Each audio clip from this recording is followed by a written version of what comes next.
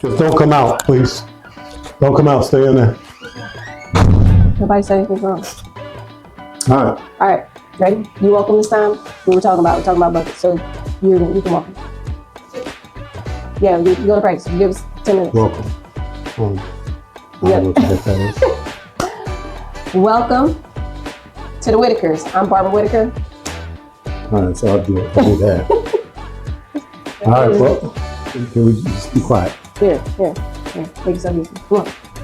You didn't do it last time. I know. I was sick. I couldn't do anything last time. Whitaker, next session, next series, What's your next name? topic. Huey Whitaker here. I'm Barbara Whitaker. I guess I need instruction on Father's Day weekend, No, Father's Day passed. my birthday week.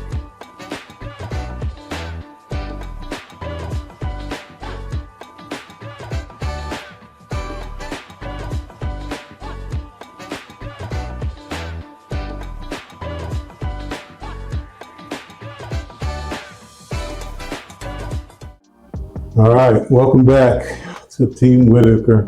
Next session, next series, What's your next name? topic. Huey Whitaker here. I'm Barbara Whitaker. I guess I need instruction on Father's Day weekend, No, Father's Day passed. my birthday week. Today's topic is We're talking about buckets, money buckets. It's like the psychological process to making sure you don't spend all of your money. what money makes people sweat, and it's a lot. It's very stressful. So our stress reliever is working out, and so we're coming to you directly from our workout gym area, which is the garage, the third garage, and so we just got done burning off some calories. And just to clarify, it's like his stress reliever. For me, I just know I need to do it. It's not really a stress reliever. Sure. So what buckets do, or organizing your funds and money and resources into buckets, help relieve that stress as well. And so we're going to talk a little bit about that today. Yeah. So Huey mentioned this Father's Day weekend. My father, one of the main lessons, life lessons, I always say that I feel like he taught his kids is pay yourself first. Very important. I never really understood it until I became an adult. I always thought it sounded a little selfish because my dad used to stash money all over the house and be like, who does that? But he's old school, he stashed money.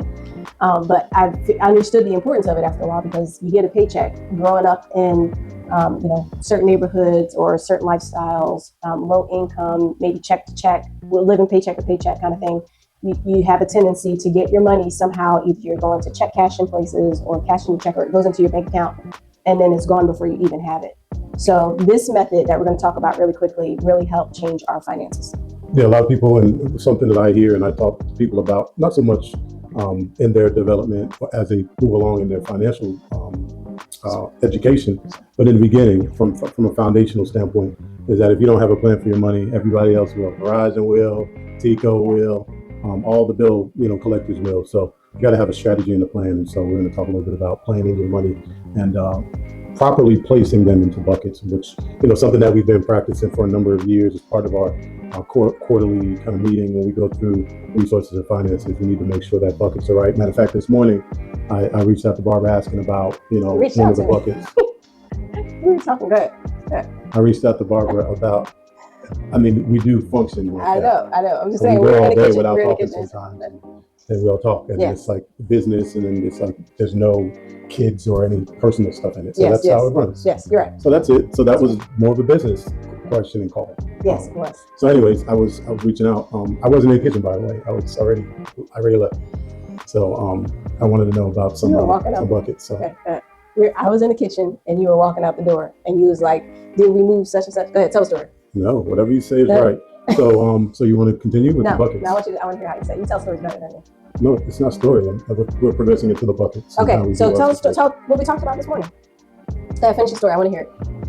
Well, we have strategies, and sometimes our strategies ultimately align. They always, complement one another. But they are sometimes different in the origin of where they derived. And so for me, I had a very strong and high-powered savings strategy to where we can maximize. And when I say savings, it's pulling money from our resources that are coming in and income that's coming in to deploy in other places. Yeah. And I'm very serious about that. I want to pull as much out as possible to deploy in other places to grow the assets. That's my focus. And so sometimes that doesn't necessarily align with what reality is from what I hear. Okay. Because I know that we do have high expenses as well. And the way that our household is aligned, you know, it depends on what, you know, the season is. But in this season, a lot of those outlays are done and initiated by Barbara. And so, you know, they compete a little bit where, you know, she's doing things and money is flowing different ways and areas directed by her. You know, I'm trying to skimp and pull and force resources to go to my direction so that I can deploy them into basically investment opportunities. And I'm not saying that she doesn't think the same way, but I think that she has such a great grasp on everything and the timing of everything, evidenced by her spreadsheet, that you know, she knows, hey, we can't really pull that right now because something is coming. And on my side, I'm like, we'll deal with that thing when it comes. And so we kind of have to have these buckets. We have with our properties, we have separate bank accounts based off of the properties, just so things are very clean. And we do move funds around to support whatever efforts are being had at those properties. If there's like a renovation or if there's expenses that's coming, things that are needed from a property management standpoint. So I don't know if that's. That was accurate. He was very accurate. All I could hear is spender. But everything he said, I mean, it's very accurate in how he said it. He is like, let's just say, just to give you an example, if, you know, let's just say we make $10 every week. Huey will come to me and say, hey, I want to move $20. And I'd be like, how are we moving $20? We only got 10. So that's what happens. But I mean, we need that because that helps us move forward, think bigger. Like my thinking may be a little smaller sometimes. It's the complementary. He said it great. He said it in a really nice way to say that he's a saver and I'm a spender. But he was right. Anywho, we're going to talk about a couple different methods. We probably should hurry up. Yes, we're going to try to keep this episode short, right? 2 different methods. Let's talk about the 80-10-10 rule. Earlier, Huey mentioned kind of like, you know, we grew up hearing from our pastor certain things. And the 80-10-10 rule is what we learned. Tithe 10, save 10, ask for wisdom on how to live off of the other 80.